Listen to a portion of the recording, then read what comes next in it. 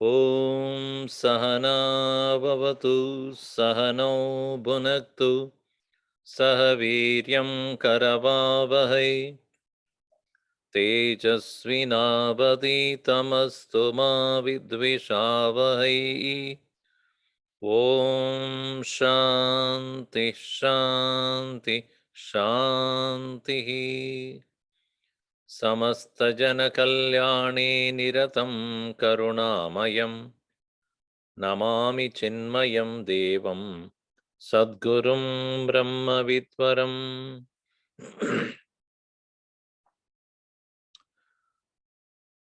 We are looking at the threefold faith, Shraddha Traya Vibhaga Yoga, 17th chapter of Bhagavad Gita. In the last session, we saw essentially the difference between belief, trust, and faith. In this, even though they look very similar to each other, but there is definitely a difference. There are differences between Shraddha and Vishwasa. Shraddha, the faith, Vishwasa is the trust. But belief is what is most important for most religious people. Because belief is that which is based upon tradition, religion, and culture.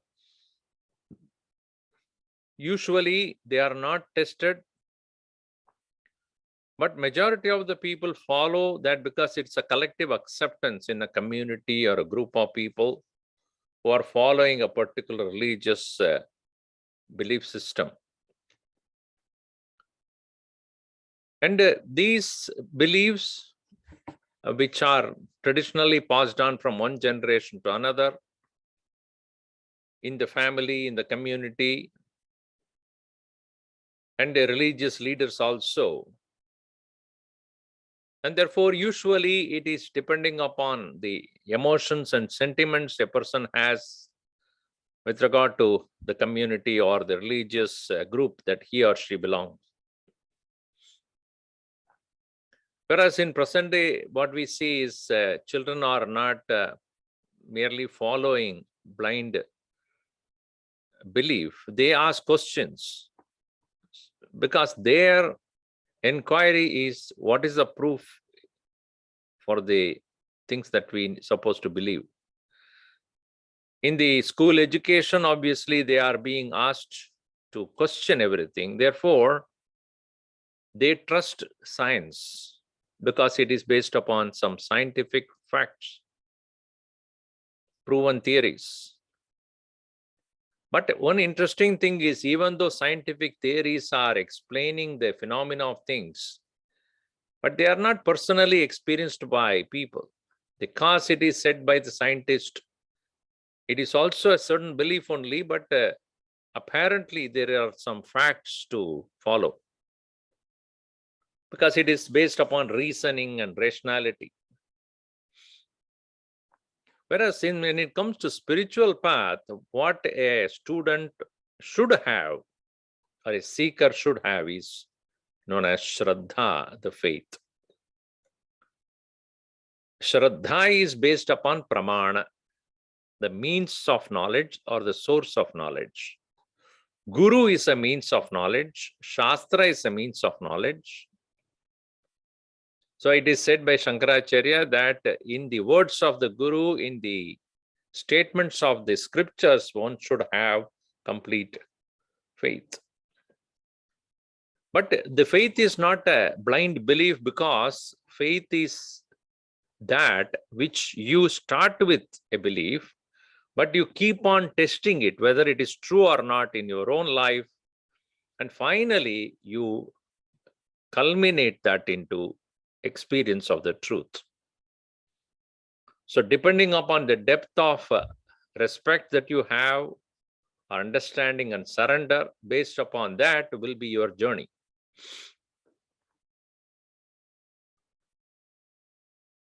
So we saw that, and even in our own, currencies, whether it's in India or in United States, these statements you see, in God we trust, or truth alone trumps in Indian currency.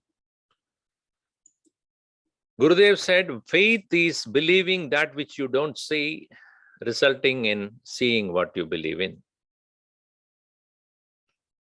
And it begins with a belief, but it doesn't end there. It ends in truth, which you come to experience yourself. A statement of fact will be realized as true only when I have faith in the source of that knowledge. All scientific facts that we know today began with certain hypotheses, a possibility, assumptions as part of the scientists. But then they tread the path, and to find out what they have hypothesized is true or not. And for that, they needed to have faith on the means of knowing the truth. This means to prove is known as pramana in Sanskrit. Testimony or proof, evidence. Unless there is a pramana shraddha, faith in the means of knowledge, the truth cannot be discovered. Even in the court of law, the judgment is passed on by the judge only based on the evidence provided.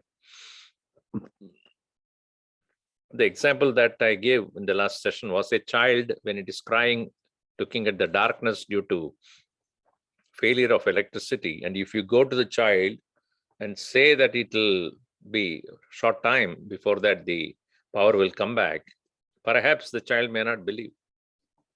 But when the mother says, the child immediately becomes quiet. Why it is so? Because who is saying it? When a stranger says, it is not accepted. When the mother says, the child accepts it. In the same way, the authority with which a person gives that knowledge is important. The guru is the authority on giving the directions to attain truth or freedom. So that is the reason why in Vedanta we say Upanishad is a pramanam. Guru is a pramana, because Guru is none other than one who expounds the knowledge found in the Vedanta. So faith is a journey.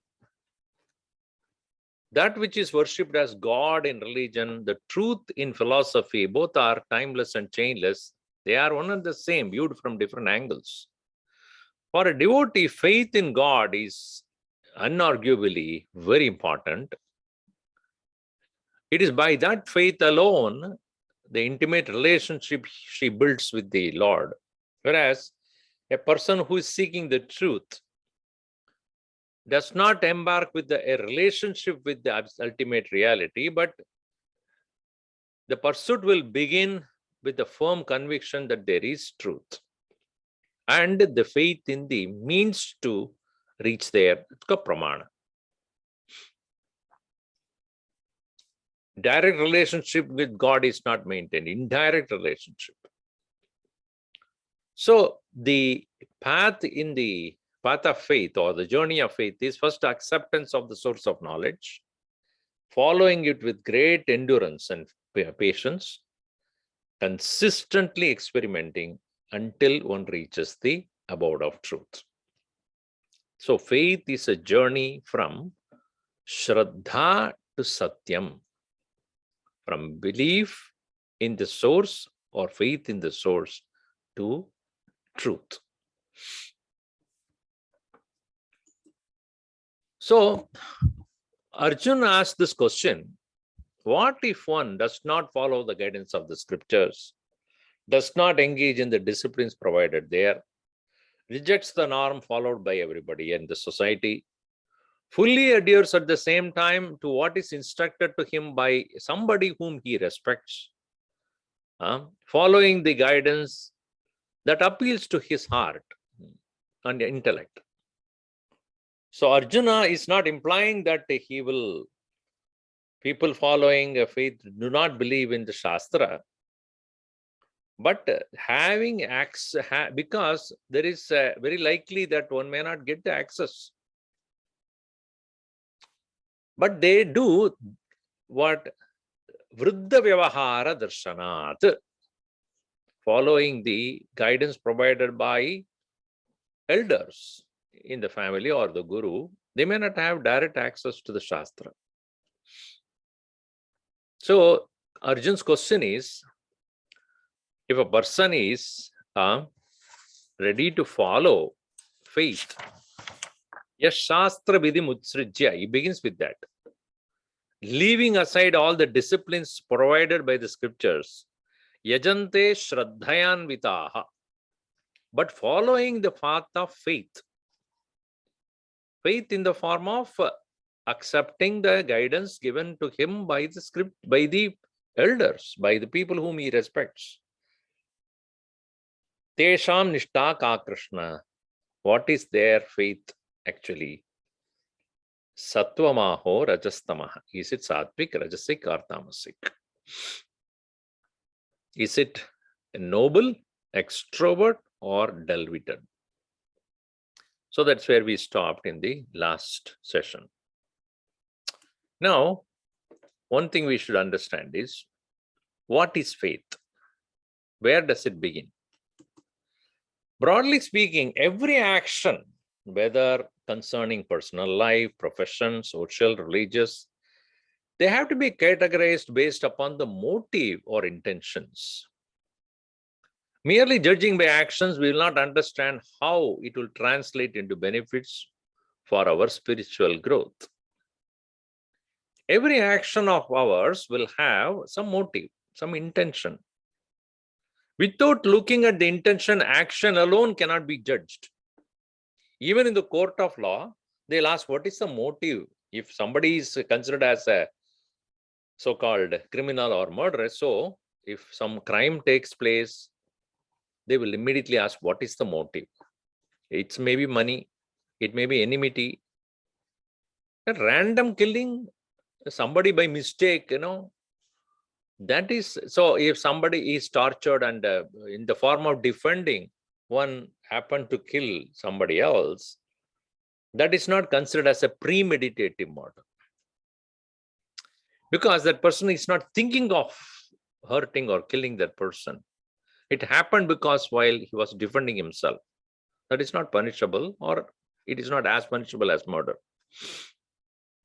In the same way, every action must have behind it an intention. This intention is very important for us to consider at this point. What propels an individual to accomplish what he seeks is faith, and that will be the intention behind the action. If a person is working for 18 hours a day, morning till evening, even during the weekends, what is the motive behind that? What is the intention behind that? Maybe money, or maybe the promotion that he is looking for, or maybe purely he loves the job. All the three of them probably would be doing the same thing. Somebody who loves the job also, without looking at number of hours, he may work. Somebody is looking for money, she may work because more you work, more you earn. Or somebody thinks that I will get a good promotion, because of which that person works a lot. So we have to find out what is the motivating factor behind that action. Because that is where the person's faith is. I have faith that I will get the promotion. I have a faith that I will get more money. I am fully enjoying what I'm doing. So therefore, I'm doing what I'm doing. So what is that? The intention. So to begin with, Lord Krishna says, Sattvanurupa sarvasya shraddha bhavati. Yo yashraddha sayeva saha. Faith follows the mind. A person is what this faith is. Gurudev said always, you are what your faith is. If you have faith in money, then you will be pursuing money. If you have faith in fame and name and power and position, then you will follow that. If you have faith in God, then you will follow God. If you have faith in scriptures, then you study scriptures. Since the mind is a playground of Trigunatmika, Maya, the intentions of or the Shraddha are also of three kinds: Sattva, Rajas, and Tamas. That's what Arjuna is asking this question. What is the kind of person he would be if he follows what is given to him as a guidance? Is it Shraddha? Satwik, Rajasic, or Tamasic? Now you see, it is said by Bhagavan Krishna, all of them, all the three of them, who are Satwik, Rajasic, or Tamasic, they engage because it is said that they follow the guidance, but the guidance that they will take it based upon what kind of an intention they have. So even worshipping of God is based upon the intention. Here again, I am reiterating the point. Intention here means what faith he has. Is it a Satwik faith, or a Rajasic faith, or a Tamasic faith? A person who has Satwik faith will worship God because such a person worship God for the sake of showing his love, gratitude, reverence, because he's already received so much from the gods, the deities, the personal, deity that he has chosen, and he is grateful for what he has received. Therefore, a Satwik person has great joy of engaging in worship. And not only that, he would engage in all actions with the same idea of kartavya bhava, to be done. Because it is not that I like to do, I'm forced to do, I'm asked to do. No, I know that it is to be done. Sarvatra kartavya bhava. That is the vision of a Satwik person. And the austerity that he would follow also as prescribed in the scriptures. For the purpose of life being to realize the unknown, and the scriptures alone can give the guidance. Let us say that your son is interested to become a tennis champion, and he has got a coach who is teaching him how to play. So if that boy really wants to excel in that game, he will follow the coach's instructions and disciplines. Why? Because his intention is to become best with the help of this coach, right? So the vision is there. I want to become a champion. The vision, when it is clear, then he'll take all the guidance that is available and excel. In the same way, scriptures are directing me to my freedom. Therefore, I who is having the vision that I need to reach the state of liberation, mukti, no punarjanma, no coming back. So whatever is said in the scriptures will become a diktat that I have to follow that, kartavya. This is the nature of a Satwik person who has got a vision.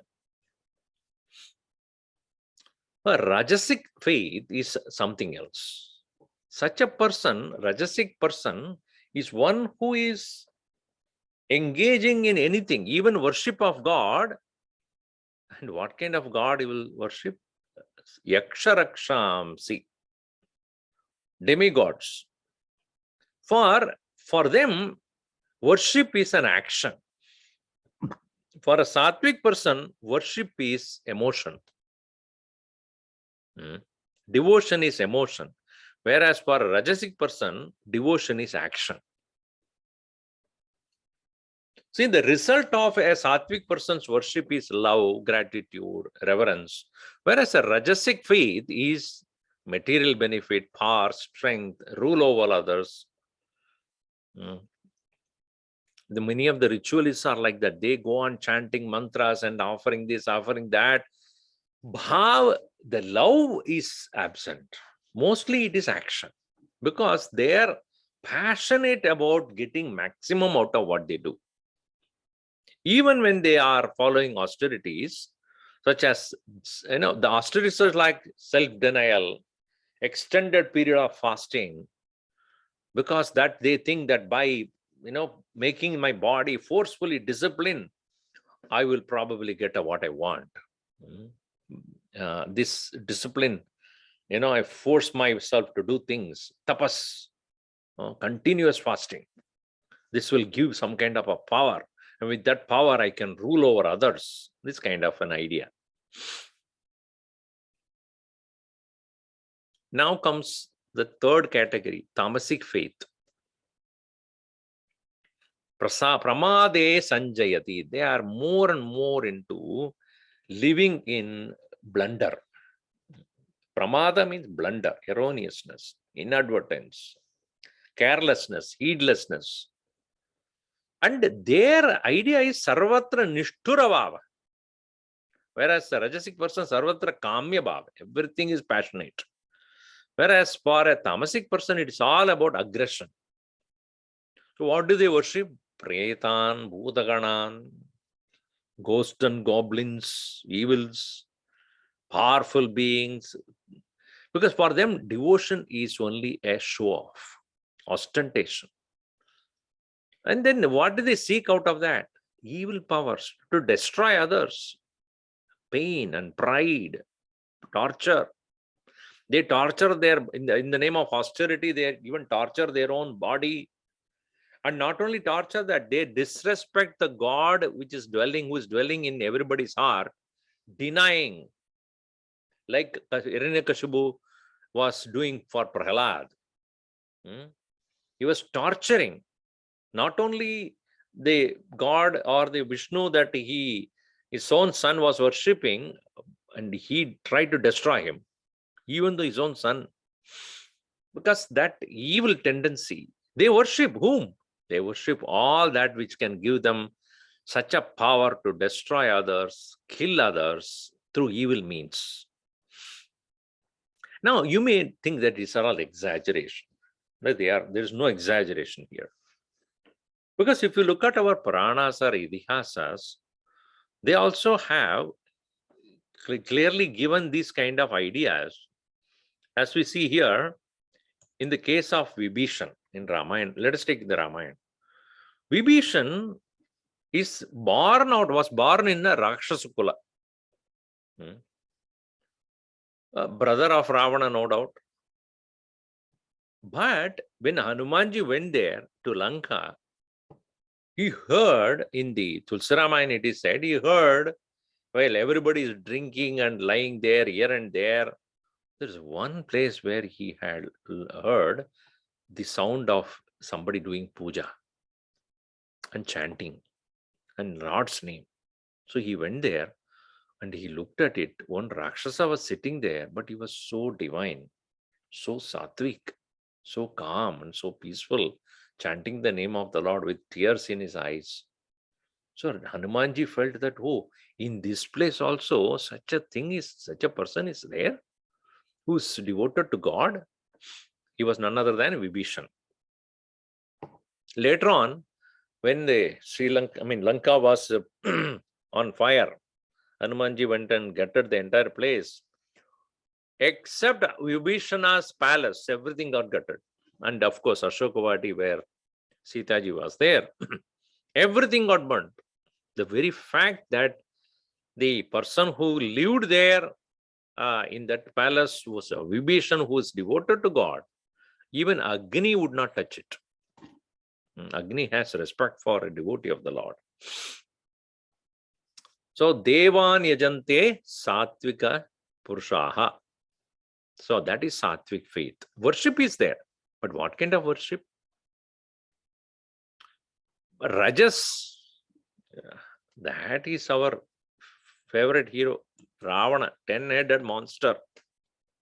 The 10-head itself shows very clearly how much sensuous he was. He wants to experience the world maximum ways. I want to, if you are seeing one thing, he says, I want to see the 10 things at the same time. I want to taste 10 things. I want to smell 10 things at the same time. Everything is multifold. I want to grab the whole world with my 20 arms. That is how he lived. Passionate. And he also worshipped. But for what? For gaining control and power over others, material benefit. Even Kubera was tortured and made a slave. He took away his wealth, including the Pushpaka Vimana, which he used to carry off many of the wealthy things in the world, conquered Indra in the heaven. That he was arrogant. That arrogance came out of the passion. His own brother, another brother, Kumbhakarna, he is the symbol of this tamas. 6 months sleep, 6 months eat. Eat for 6 months and then sleep for next 6 months. That is how he was. So that we can see very clearly is tamasic faith. He was also worshipping for what? Only for getting more and more indulgences, sensuousness. And when he got up, knowing pretty well that Ravana is making a mistake, he told him, you make a mistake. But because of his dull-headedness, he said, okay, you made a mistake, it doesn't matter. Because you are brother, I will fight for you. Whereas Vibhishan, when he realized that Ravana is making a major mistake, he didn't stand by him. Both are brothers only. Vibhishan said, you are making a mistake, I will not stand with you. I will go to Rama. Whereas Kumbhakarna, he also said, you made a mistake, doesn't matter, I will stand with you. Because of, erroneous thinking. So in our own life also, whenever we take up anything, even whether religious or spiritual or anything else, we must ask this question. Am I doing it as a duty? Because I know this is going to lead me to my final goal. Or you're doing it for the sake of gaining maximum power so that you can control everything. Or you're doing it only for self-indulgence, pleasure, short-time benefits. So accordingly is your Shraddha. It's a Sattvika Shraddha or Rajasika Shraddha or Tamasika Shraddha. So when the question was raised by Arjun, a person has Shraddha and following the directions of the people, question is what kind of an intention he has based upon is that Shraddha, Sattvika, Rajasika or Tamasika. Now continuing further, the food that the three kinds of people who have three kinds of Shraddha, that also is different. They are also different. Here, one should not misconstrue that the food that we eat decide our guna. No. It is the guna, meaning whether it is Sattvika guna or Rajasic or Tamasic, that decides what kind of food you would like. Please understand this very carefully. By eating, you do not become that. But if you are a person of Shraddha of the Sattvik type, you prefer the food of one kind. If you are a Rajasic person, faith, then you prefer a different kind of food. What kind of food? So that is said here. So please understand, this is very important. Before we proceed further, I have to tell you one thing. How does food affect our personality? It's a mutual thing, but the food that we eat has an influence of our thinking, but our preference also matters. So I have to explain this clearly. In the Chandogya Upanishad, it is very clearly given. Ashnamanasya annasya yo anima sa urdvaha samudipati tan manaha bhavati annamayam hi manaha. Of the food eaten, the subtle part goes up and that becomes the mind. The gross portion becomes the flesh and bones. And therefore, mind consists of subtle part of the food. So one should not think that by eating you will become Rajasic, Satwik, or Tamasic. No. But if you have a Satwik attitude, by Satwik food you preferring, your Satwik quality will increase. A Rajasic person prefers Rajasic food, and because of which the food converts the mind more and more into Rajas.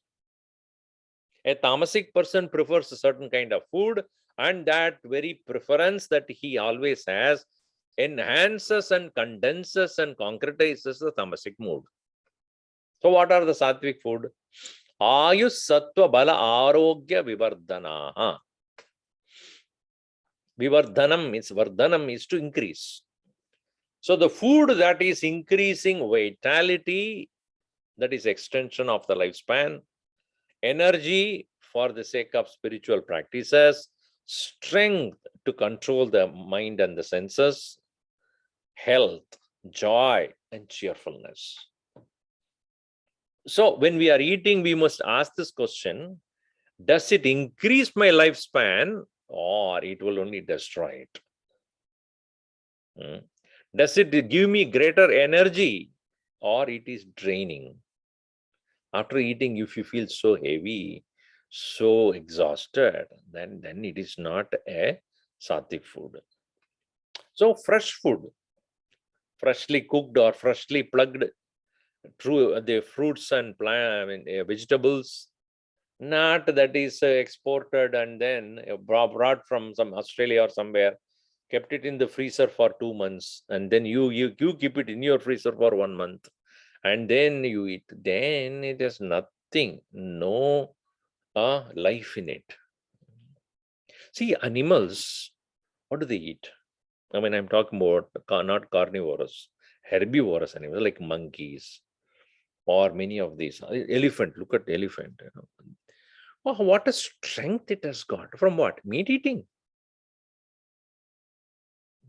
Horse.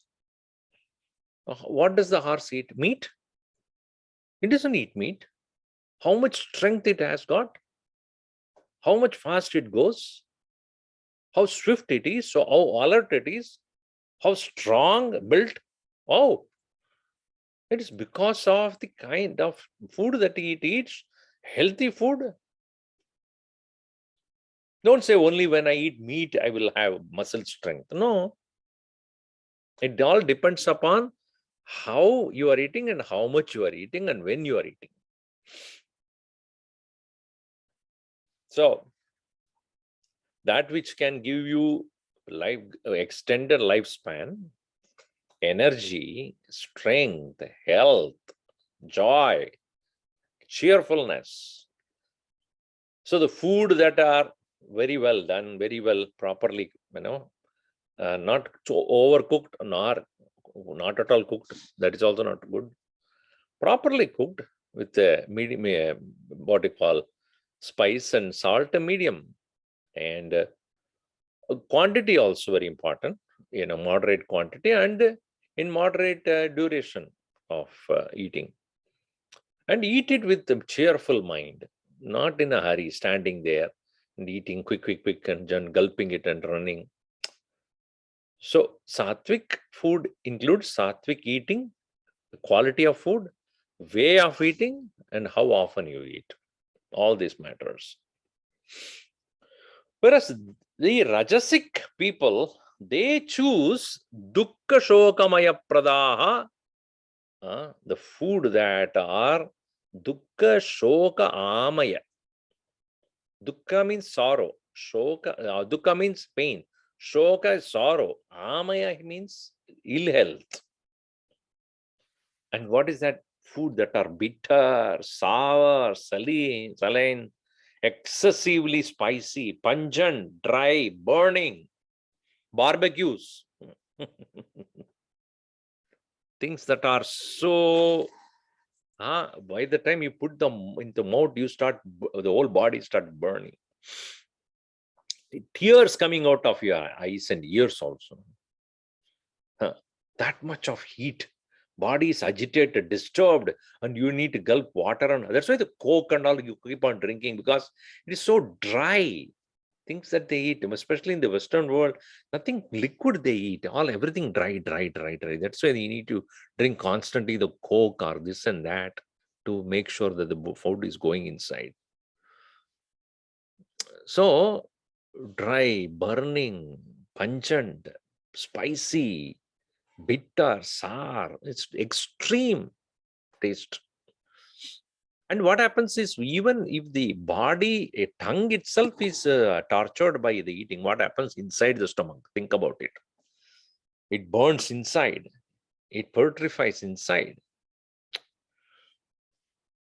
It creates a lot of toxins in the body. And the toxin becomes heavy. It becomes very difficult. The toxin, when it is there in the body, it is very difficult to get rid of it. It will block everything. It will only swell. So that is the nature of food, kind of food that a rajasic person would prefer. What about tamasic? Nidra pramada hetava. Hetava means karna, causing nidra, sleep. Alasya means laziness. Alaya is written, nidra laya. Alasya. And the pramada is inattentiveness, carelessness. So which are spoiled food. Kept it in the fridge for 2 months. Then take it up, eat it and eat it. And that is lost all its taste and energy. Or tasteless, dry, putrid. It is spoiled, stolen, stale, rotten, impure, like alcohol, drugs, cigarette. All these are all category of this. And then food also, that which are cooked for a long time, or overcooked, or not cooked at all, stale, kept it for a long time. It's already started to get spoiled, and then you eat that. These are all going to make your mind dull, lazy, sleepy. So that's why, when you eat certain such food, you feel like immediately sitting down and going to sleep. You don't have the energy to get up and work. That is a kind of food that people of tamasic nature prefer. And it is said in the Chandogya Upanishad, subtle part of it goes to the mind. Food you eat, not only for the body, it is for the mind also. So that is the nature of the 3 kinds of Shraddha people. Now, sacrifices and services also of 3 kinds. So it's interesting to know that in the 18th chapter, Krishna emphasized the importance of 3 things: yajna, danam, and tapa. In that, when a person doing the yajna means a ritual prescribed in the Shastra. And a person who does the sacrifice in the form of yashtavyam iti bhavena karoti. It is to be done because the gods who are ruling the earth or the world, they have been continuously supporting all the living beings, and we are all beneficiaries of that. Sun, rain, earth, water, air, fire, nature, plants, and then mountains, seasons. All these are all considered by our great Vedic seers as deities or gods who are governing the laws of the universe. Rain is a law. Law in the sense what? It works on a particular cycle. Seasons are happening based upon certain predetermined cycle. Anything predetermined is a law. So if you go to a court of law, they refer to a book and say, according to section so and so, this particular action of yours is supposed to be punished by this way. That is written down, meaning it is a set law. In the same way, universal laws are there, and these laws are maintained by divine beings. This is the assumption or the vision of the men of wisdom in the past. So deities are, plenty of them are there. Fire is a deity, sun is a deity, moon is a deity, air, water, earth, everything. So we have been receiving everything free. Sunlight, you are not charged. Water, you are not charged. Of course, they are charging for the water, but rains, when it rains, you are not paying anything, anybody. Fire, these are all available to you all the time. So when you are worshipping the deities, what should be your attitude? I have gained everything from you all. I am offering all this ritualistic worship as a duty. So without any attachment or personal result, performing it as a duty as it is prescribed by the scriptures. This is the attitude about sacrifice by a person who has Satwika Shraddha. Whereas a person of Rajasic Shraddha, he does all the ritual dambartam karoti, only for the sake of showing off to everybody. Mainly for personal gains and performing with great show and display, pomp and show. Why? Because he says, I can do it. See, I am able to do this yajna. Everybody watch for how much I am able to do it or how much I'm spending. Nowadays, people, when they conduct marriages, that is what it is. They spend so much of money. For marriage, what do you need? The bride and bridegroom. If they both agree, that's all sufficient. The family, two families are agreed. That's I am giving my boy to you and you may give the girl to us. Katam. Finish. But no. Destination wedding. Or, Marriott and Marriott. The best of the food, and then each plate costs you $60, $70 per plate. Most of them won't eat anything. They just waste also. Then drinking also. Alcohol, dancing. 3 days. No, first day, what do you call that? So whatever they do, I don't know. And then everybody wears a colorful dress and having a party. This and that. Then the marriage, and then the reception.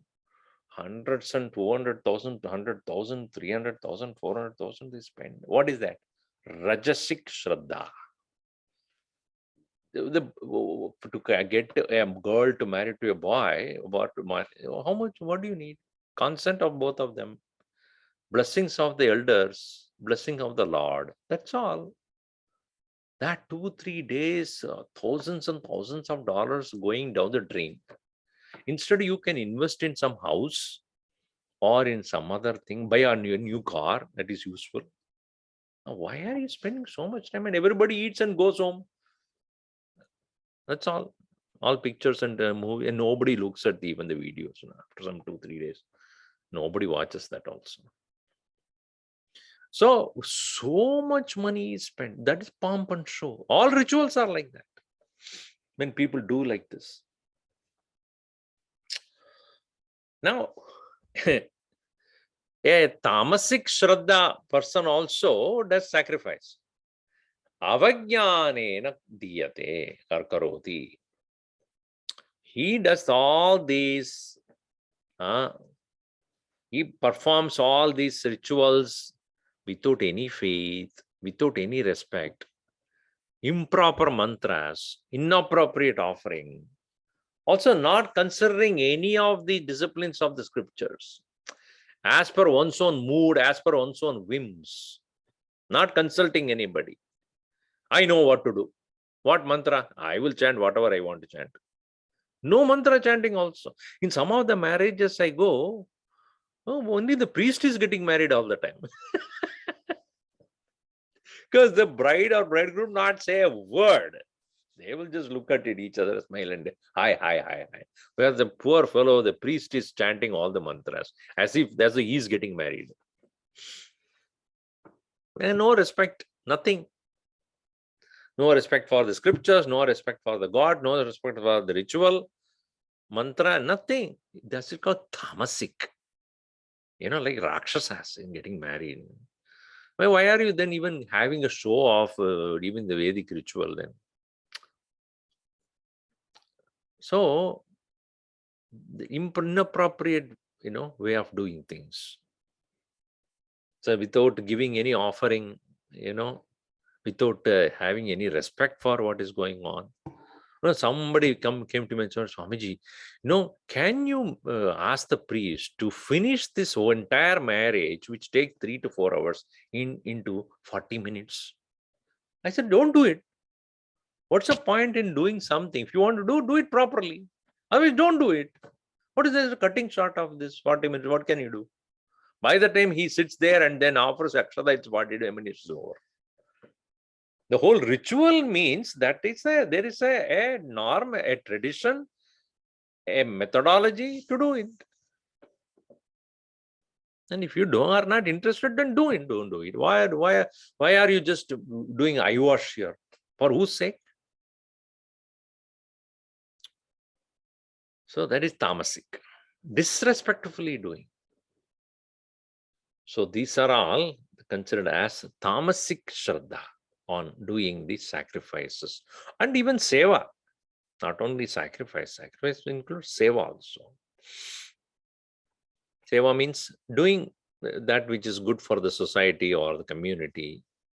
There also, somebody who does that with a great faith in the scriptures and the method of doing it, or somebody does it for the sake of showing off, or somebody does it only to insult. So 3 kinds of shraddha in that also. Continuing, that is why I said yajna dana tapak karma. Bhagavan Krishna says in 18th chapter, Nagatyajyam karyameva tat. Yajna, sacrifice, dana, charity, and tapaha, austerity. These should not be given up by anybody, and they have to be done with an attitude of kartavya, as a duty. The detail aspect of it is what we are going to see in the next session here. In this, we'll elaborate in the next session. A Satwik attitude is where a person is essentially detached. How? So, when a Satwik person, we saw, when he does the sacrifices, he is giving everything to gods as a gratitude. In return, what he will get is Swarga Prapti. Not that the Satwik person is interested to go to Swarga, but he performs so sincerely, dedicatedly, lovingly, gratefully, joyfully, devotedly. Such a person will be given as a result of that very way of doing. A Satwik person will get Swarga or the heaven as a result of the sacrifice that he performs. Whereas when a person is giving danam, charity, giving to the poor and the deserving ones, he gains punya, merits.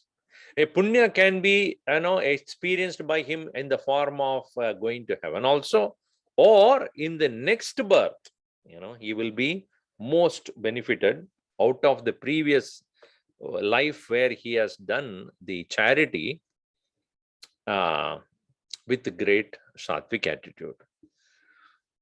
Yajna, Danam, and then Tapaha, austerity.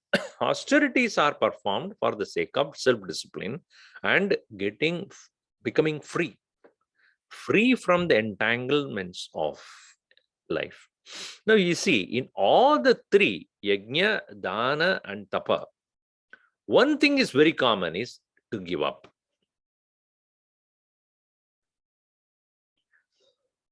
What we have in our life is a gift. They are all gifts. As Gurudev would say, life itself is a gift. Life itself is a gift. The life that is provided by us, provided to us, is itself is a gift. That's why it is said in the very famous mantra, Badram karne vishrunayama devaha, Badram pashyema akshabiryajatraha, Stirairangai istuttuvagam sastanubihi, Vyashema devahidam yadayuhu. This body that is given to us and the lifespan that is given to us is by gods. And therefore, so long as we live with the healthy limbs and the healthy body, we keep praising the gods. Yadayuhu, yadayuhu means so long as we live. Sirairangaihi, with the firm limbs. Tushtuvagam saha. Tanubihi, with our body. Veshema devahitam yadayuhu. We will do everything to praise the gods who have given us. This is the attitude of performing sacrifice. So you give up your whatever you have got as a return to gods. So that's why in third chapter also Bhagavan said, Yajnat bhavati parjanyaha, parjanyad anna sambhavaha, annad bhavati bhutani. Right? Annat bhavanti bhutani. Yajnat bhavanti. So yajna, performance of yajna creates rain. Rain creates a fertility in the ground. From there, food is produced, and from the food, our bodies are produced. So everybody, every day when we eat, it is a blessing. So we must understand that. And then therefore, when we do the rituals, which are being done, which are to be done as an offering back to the God. Devan bhavayata anena te deva bhavayantuvaha parasparam bhavayantaha shreya paramavapsyata. That's what Gita says in chapter 3. Krishna says, while you are engaging in the rituals, etc., devas are propitiated, worshipped, glorified. And those gods who are glorified thus, they will in turn bless you with long life, good health, etc. So, parasparam bhavayanta, mutually supporting each other, live fruitfully. So, therefore, in the yajna, there is a giving up for gods. In dhanam, you are giving up for the fellow beings who are incapable of, or unfortunate people who are impoverished or not having the right means to earn money. So supporting them, human or other living beings, that charity is also giving for the fellow beings, not necessarily to gods, but to people who are around us who need help. So that is also give up. In both the cases, whether you are giving to gods or giving to the people around, you are losing your possessiveness about wealth. Certain amount of vairagya, detachment is built in there. Similarly, when you do austerity, it is not for gods, not for the fellow beings, but you are offering everything into the fire of knowledge. In the sense that I am getting detached from these worldly things so that I can go deeper into myself. So you are giving up your identification with what you have got, whether it's body, name, fame, etc. This detachment is in the form of giving up your ego.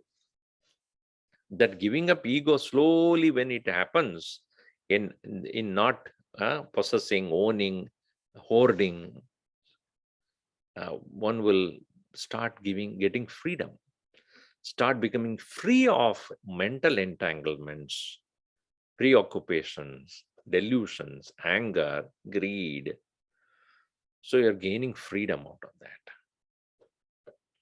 So this way, we find that the Satwik attitude towards Yajna, Dana, and Tapa, all the three of them are in the form of detachments. Now, specifically, tapas, Krishna will explain in detail. We will see that in the next session. Om Sarve Bhavantu Sukhinah, Sarve Santu Niramayah, Sarve Bhadrani Pashyantu, Ma Kaschid Dukkhabhat Bhavet. Om Shanti Shanti Shanti. Harihi Om Sri Gurubhyo Namaha. Harihi Om.